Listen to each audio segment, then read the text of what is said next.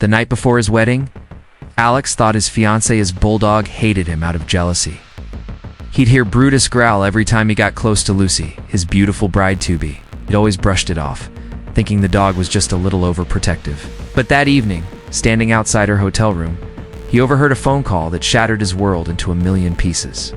He was downstairs planning a surprise celebration with his groomsmen. They had balloons, a huge cake, and even a small band ready to play.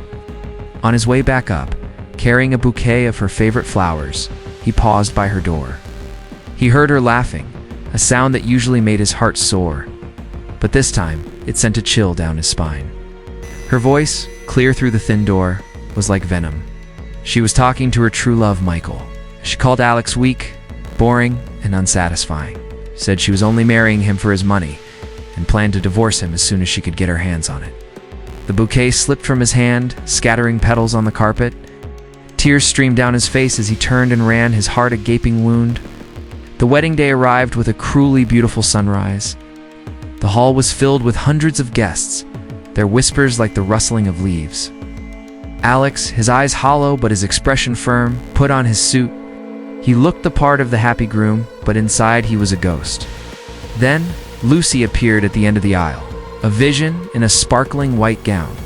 As she walked towards him, a slow, confident smile on her face, Alex stepped forward and took the microphone. He announced he had a special surprise.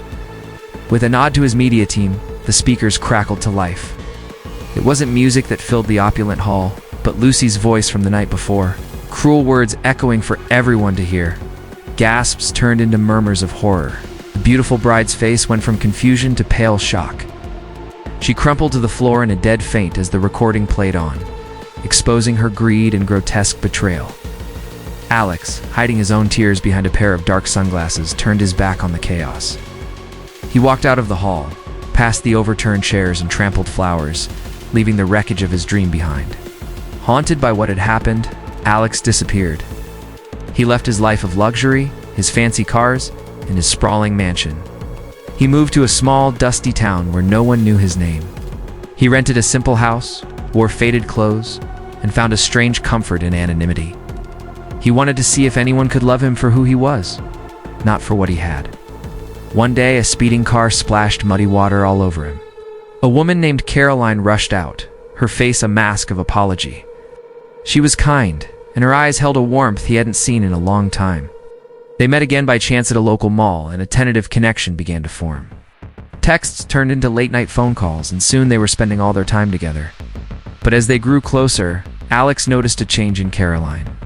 Her requests became more extravagant, her compliments laced with hints about his poverty. The breaking point came during a dinner date. Alex had carefully saved up for a nice restaurant, but he came up a little short on the bill. The look of disdain on Caroline's face was unmistakable. She openly mocked him and started flirting with a flashy man named Mark at the next table. It was Caroline's best friend Emma, who stepped in. She quietly defended Alex, her eyes full of a compassion that took him by surprise. As the days went on, Caroline's cruelty only grew. When Alex, testing her one last time, playfully proposed with a ring made of grass, she laughed in his face. She started flaunting expensive gifts from Mark, rubbing her new connection in Alex's face.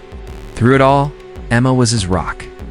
She stood by him, offering a listening ear and reminding him of his worth. A new, deeper bond began to form between them, built not on wealth or appearances, but on shared vulnerability and genuine support. He was falling in love again, but this time, it felt real. What Emma didn't know was that Alex's life of poverty was an elaborate test. It was a shield he had built around his wounded heart, designed to filter out the gold diggers and find someone with a true soul. The day of the big reveal was a spectacle. A convoy of black SUVs pulled up to Emma's humble apartment. Alex stepped out, no longer in faded jeans, but in a bespoke suit that screamed wealth.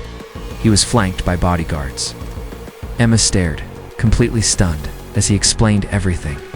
He wasn't a poor man struggling to get by.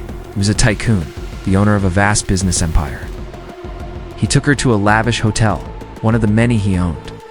The ballroom glittered with crystal chandeliers, and the city's elite mingled among the tables.